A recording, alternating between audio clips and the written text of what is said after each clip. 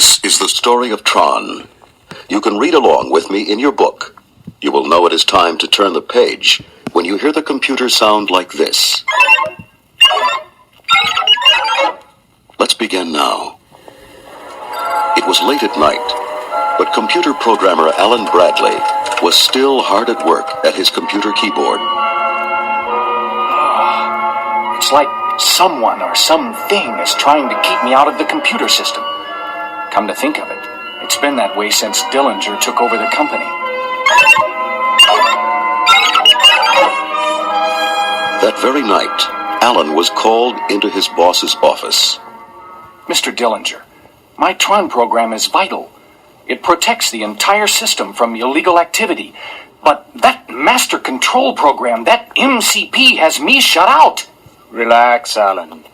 The MCP is just checking a security leak. I'm sure Tron will be back on the job soon. After Alan left, the MCP's metallic voice boomed through the executive's office.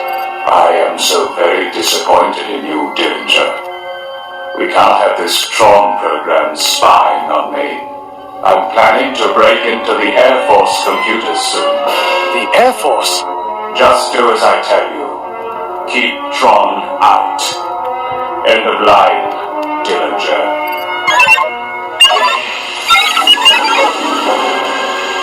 In the laser lab downstairs, Alan's girlfriend, Laura, was conducting an experiment.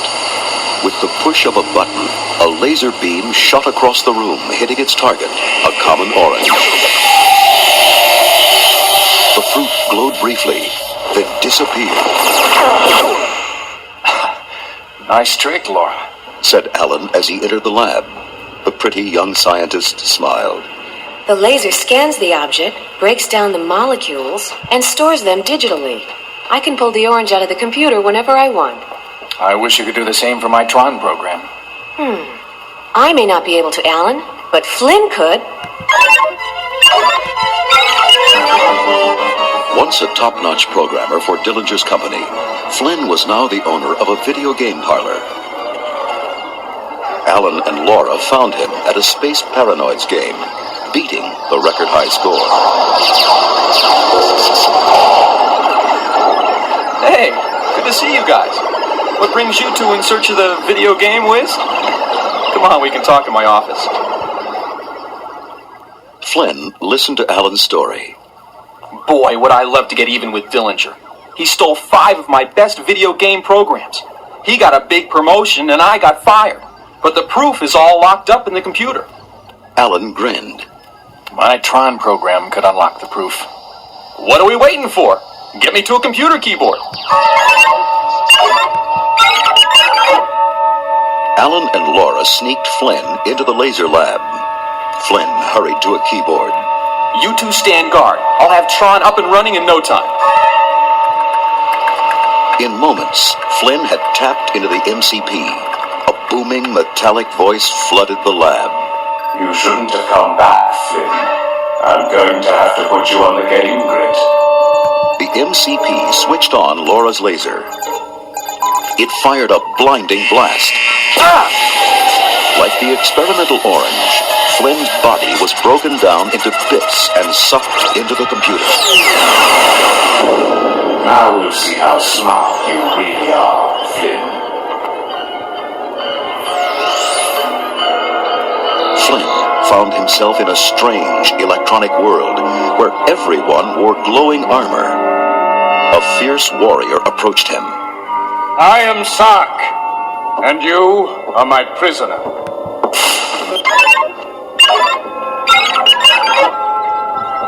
Flynn was shoved onto a glowing game grid. There stood another prisoner with a very familiar face. Alan? No, I'm Tron, Alan's security program. I'm Flynn. We've got to escape and destroy the MCP. Sark silenced them. You both will now compete in the light cycle contest. The losers will terminate. On gleaming cycles, Tron and Flynn sped across the game grid, building video walls as they went. Flynn, here comes one of Sark's men. Let's cut him off. Ready to turn? Now.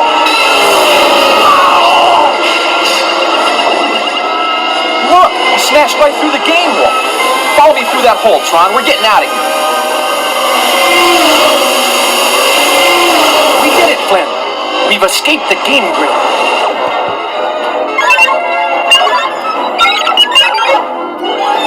Sark shook with rage.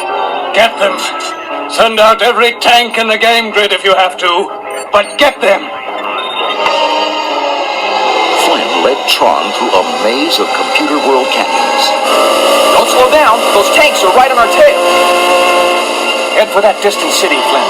There's a communication tower there.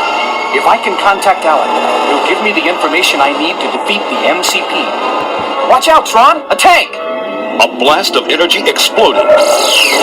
Flynn was thrown from his light cycle. Tron stared sadly at his unmoving friend.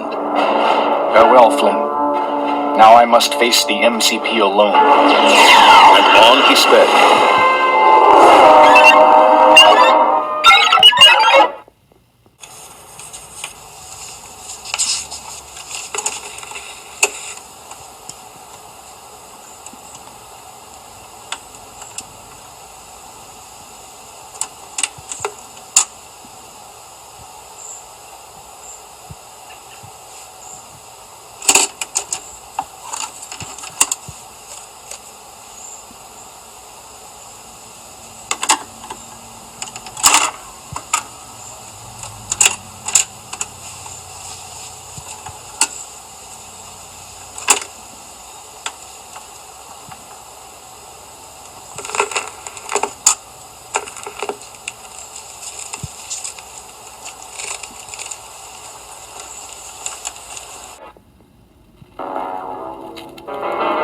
Tron found the city almost abandoned. The MCP was draining away all its power. In the nearly deserted streets, he spotted a familiar female program. Yori! I didn't think I'd ever see you again. Oh, Tron, you've returned just in time. We are the only programs left, and as soon as we complete the MCP's new solar sailor, our power will be drained too. The two rebel programs carefully made their way through the streets. Once we reach the communication tower, Tron, we'll only have a few moments to contact Alan. Sark's guards will soon be combing the city for you. That alarm says they're already here. Hurry!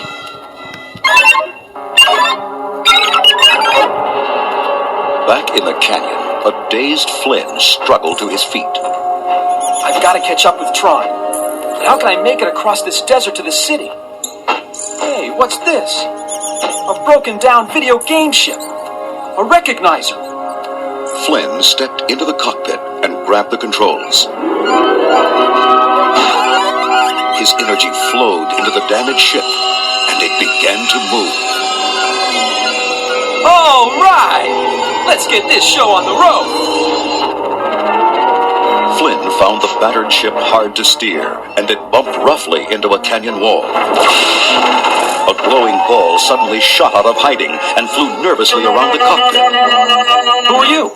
Oh, I know. You're a computer bit, right? Yes. Pretty good driving, eh? Who asked you? And they continued on to the city.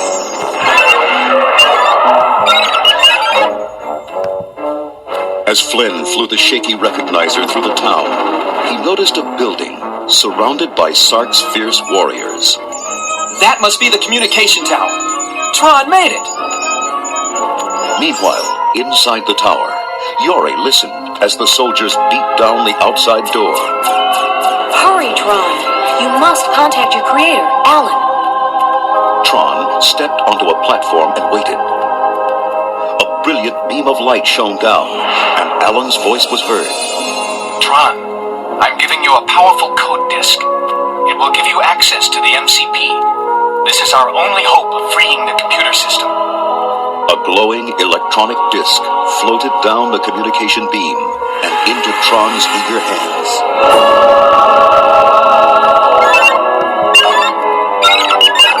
Yori grabbed Tron's hand. Sark's guards are broken in. Quick, to the solar sailor. the two renegade programs dashed to the hangar of the butterfly-shaped video ship. Get it started, Yori. I'll hold them off. Tron hurled the powerful disc at the attacking soldiers and scattered them like sticks. The disc returned obediently to Tron. A figure raced into the hangar. Wait, Tron! It's me, Flynn! Tron pulled him aboard, just as the solar sailor flew off. Sark knew they were headed for the MCP. We must get there first. Sark's massive command carrier raced after them. The solar sailor was swift, but the carrier streaked past him.